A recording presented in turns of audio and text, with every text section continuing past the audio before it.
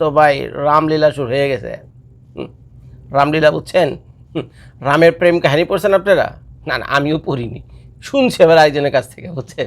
তো শুনছি রাম বলে এরকম কঠিন প্রেম লীলা চালাইছিল কার সাথে। তো যাই হোক, আপনারা যারা সনাতন ধর্মাবলম্বীরা আছেন একটু কমেন্ট করে জানেন যে রামলীলা কাহিনীটা কি, ঠিক আছে? একটু ক্লিয়ার করে আর কি, বুঝছেন? আমি তো বললাম প্রেম কাহিনী, হইতেও পারে অন্য কিছু। তো যেটা আমি শুনছি সেটাই বললাম। তো এখন এনসিপি যে দলটা রয়েছে সেই দলের ভিতর রামলীলা শুরু হয়ে গেছে। আপনারা জানেন যে রুমি আত্মহত্যা করেছে। এখন সবাই তো বলতেছে আত্মহত্যা করতেছে, কিন্তু অনেকে বলতেছে যে না, আত্মহত্যায় প্ররোচিত করা হয়েছে, ইনফ্লুয়েন্স করা হয়েছে তাকে, তুই আত্মহত্যা কর, তুই আত্মহত্যা কর, অথবা তাকে মাইরা লটকে দিছে এই রুমি হলো এই ধানমন্ডি শাখার যে এনসিপি আছে তার যুগ্ম সমন্বয়কারী, তার মানে ভালো একটা পজিশন। আর তার ডেড বডি পাওয়া গেছে এই যে জিগাতলায় যে জান্নাত নারী হোস্টেল আছে তার 5 তলাতে। তো আমি যখন ভিডিওটা করছি মাত্র 6 ঘন্টা আগে তার ডেড বডি পুলিশ ওখান থেকে নামিয়ে নিয়ে এসেছে। তো এখন এক একজন এক এক কথা বলতেছে, কিন্তু কথা যেটাই হোক না কেন, যে কাহিনী এখানে বের হোক না কেন ভাই, পুলিশের তো ভাই মনোযোগ দিয়ে কাজ করা উচিত। যে প্রতিটা ঘটনার পিছনে কিছু না তো রয়েছে। একটা মানুষ তার খামাখা আত্মহত্যা করে না। যে কোনো উন্নত দেশে আপনি যদি কাউকে আত্মহত্যায় প্ররোচিত করেন, আপনি কাউকে মারেননি, ধরেননি, কিছুই করেননি, কিন্তু প্ররোচিত করছেন, ইনফ্লুয়েন্স করছেন, প্রভাব বিস্তার করছেন, বুঝছেন? তাকে মানসিকভাবে ক্ষতিগ্রস্ত করছেন, যাই করছেন কেন, সামান্য ছিটে ফোটা মানে এই ধরনের কোনো কিছু যদি এই দেশের পুলিশ পায়, তাহলে তো আপ তো আন্দার মে গায়া, বুঝছেন? তো এই হলো কাহিনী। তো এখন আমার বিশ্বাস বাংলাদেশে যে পুলিশ বাহিনীরা আছে, রুমির ঘটনাটা সেভাবেই তারা তদন্ত করে দেখবে।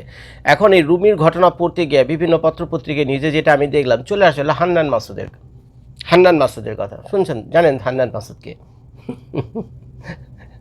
চিনছেন তো হান্নান মাসুদকে? ওই যে 6 মাস আগে বিয়ে করছেন। এখন তারা বলতেছে হান্নান মাসুদের সাথে ওই রামলীলা ছিল, হান্নান মাসুদের সাথে রুমি ছিল রামলীলা, প্রেমলীলা, রামলীলা, কি নাম দেবেন আপনারা, দেন কিছু একটা, ঠিক আছে?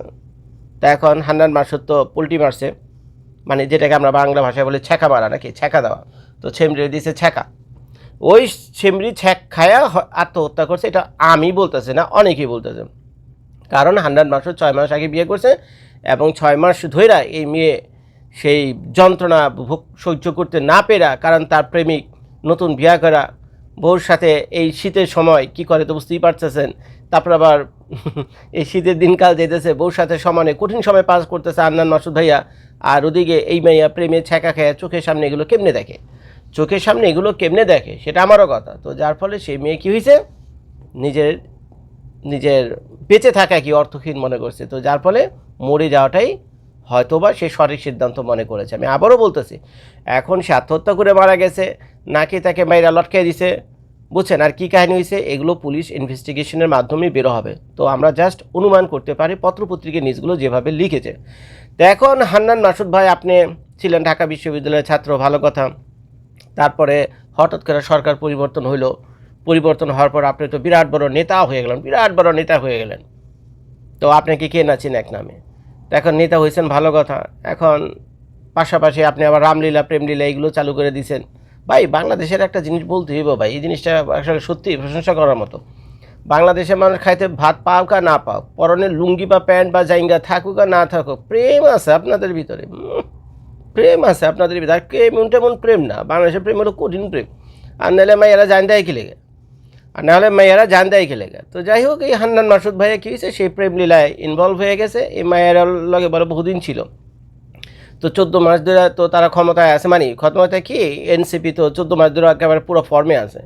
তো 14 মাস ধরে বলে এই মেয়ের ইচ্ছা মতো খাইছে, বুঝছেন? এই মেয়ের ইচ্ছা মতো খাইছে টাইছে, ঘুরছে ফিরছে। তারপরে বললাম তাকে শাদি করার জন্য বলে প্রমিসও করছিল। এখন শাদি করার প্রমিস করে, আপনারা তো জানেন বাংলাদেশের উশৃঙ্খল ছেলেরা এখন কি করে, বুঝছেন? ওই কাহিনী তো করে, বিনা পয়সায় লুটা খায়, মান্থলি পেও করতে হয় না। যদি ঘরের বউ থাকতো তাহলে তো মান্থলি পেটাই করতো, ওই তো ঘর সংসার থাকতো, ওই মেয়ের একটা পরিচয়, নাম দস্তর কিছু তো একটা থাকতো, তার একটা পরিচয় থাকতো সোসাইটিতে, সেই এর বউ। কিন্তু এখন বাংলাদেশে তো রেগুলার দরকার হয় না, ওই বিয়ার প্রমিস করেই আপনি বিয়া করার পর যা যা করতে পারেন বিয়ার আগে এগুলো সব করা যায়। তো এখন হান্নান মাসুদ ভাইয়ের বিরুদ্ধে এই ধরনের একটা অভিযোগ আসছে, এই মায়েরা লুইটা খাইছে এই গত 14 মাস 15 দিনে তোমার আমি বিয়ে করবো। আর মাইয়া ছেমড়িও গেছে পাগলে, মনে করছে এত বড় এক নেতা হয়তো বাংলাদেশের ভবিষ্যৎ প্রধানমন্ত্রী। মাইয়াও গেছে সাটাক গিয়ে বুঝছেন, ভাবছে এত বড় একটা নেতা, এত বড় নেতা হয়ে গেছে, ভবিষ্যতে বাংলাদেশের প্রধানমন্ত্রী হয়তো মাইয়া কল্পনা দেখছে, বলছে যদি বিয়া করে তো কোনো কাহিনী নেই, বুঝছেন, কাহিনী নেই। তো মাইয়া ইচ্ছা মতো সব টিলে দিছে, আর হান্নান ভাইও তো ইচ্ছা মতো করছে। আমি বলছি হয়তো বা ওই চিল্লাবেন না, বুঝছেন, গাইলেবেন টেলেবেন না, পত্রপত্রিকা এইভাবেই লিখছি। আমি আমার মতো বলতেছি, পত্রপত্রিকা এভাবে খুলে বলবে না, বুঝছেন, আমি আমার মতো বলতেছি। তো এইগুলোই চলছে। তো এখন এই 14-15 মাস তো যদি লুইটা পিঠা খায় আর কি আছে, মাইয়ের খাওয়ার মতো আর কিছুই নেই। তো এখন মায়েরা কী করছে, ব্রেকআপ প্রেম করছে একজনের সাথে, বিয়ে করছে আরেকটা আবার ফ্রেশ মাইয়ার সাথে। তো এই তো ভাই, এই যে লুচ্চা পোলা বান্ধে তো কামি এটা, লুচ্চা পোলা বান্ধে তো কামি এটা। তো যাই হোক এ করছে, তো মাইয়া ওগুলো সহ্য করতে পারেনি। এখন মাইয়ের যে ঘনিষ্ঠ আছে, বন্ধু বান্ধবী আছে, তাদের সাথে তো মেয়ে তার মনের কথা টুকটাক কিছুটা শেয়ার করছে। তো সেই শেয়ারের কথাগুলি আমি আপনাদেরকে বললাম, পত্রপত্রিকা বিভিন্ন ফেসবুক পোস্টে এগুলি লেখা আছে। তো এখন হান্নান মাসুদ যদি প্ররোচিত করে থাকে মেয়েকে হত্যার জন্য বা আত্মহত্যা করার জন্য, তাহলে তো মনে করি এটা একটা লিগ্যাল অ্যাকশন নেওয়া উচিত সরকারের উচিত এই ধরনের একটা লিগ্যাল অ্যাকশন নেওয়া, বুঝছেন।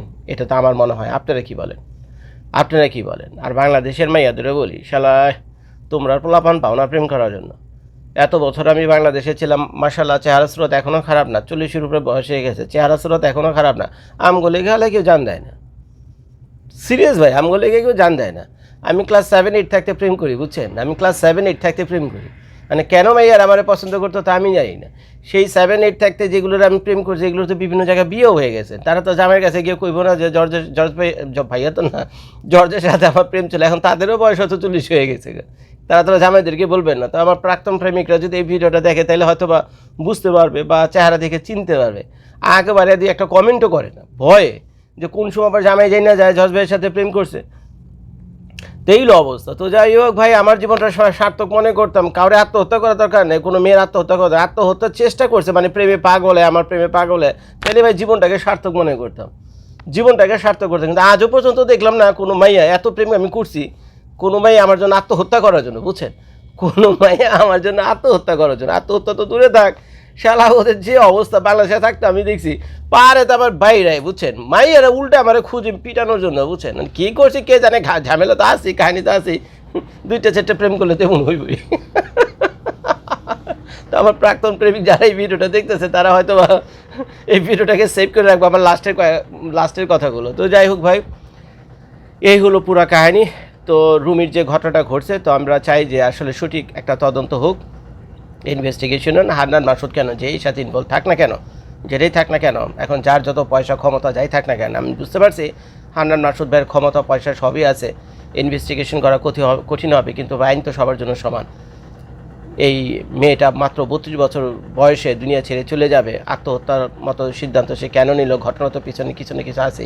তো এগুলো তদন্ত করে দেখা উচিত, এবং যেই পিছনে দেয় ধরেলো হ্যান আমরা আসি, বলিস ভাই, ধরেলো হ্যান আমরা আসি আপনাদের সাথে, ভিডিও দেখার জন্য সবাইকে ধন্যবাদ। আসসালামু আলাইকুম।